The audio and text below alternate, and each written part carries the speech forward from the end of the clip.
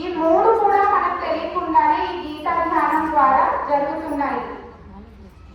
ఇదే కాలాయ తస్మై నమః అనే అర్థం ఏమిటంటే మనం చేసే స్మరణ, స్మరణ, భగవద్గీత నామస్మరణ, ఈ గీతా ధ్యానము, గురు ధ్యానము, ఇవన్నీ కూడా మనకు గీతా పారాయణం ద్వారా లభిస్తున్నాయి.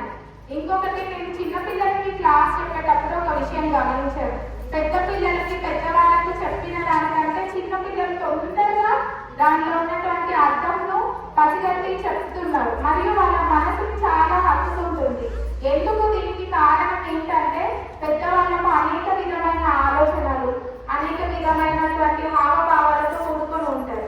పసిపిల్లల మనసు కల్మషం లేకుండా క్లియర్ గా ఉంటుంది కాబట్టి వాళ్ళకి పరమాత్మ ప్రకాశం అనేటువంటిది త్వరగా ప్రతిఫలిస్తుంది. మరి మనకెందుకు అలా జరగట్లేదు అంటే మనం అనేక రకమైన భావాలతో నిండి ఉంటాం. కాబట్టి ప్రతి ఒక్కరు కూడా కల్మషం లేని మనసు ఎప్పుడైతే ఉంటుందో అప్పుడే ఆ కృష్ణ పరమాత్మ మన హృదయంలో ప్రతిఫలిస్తాడు.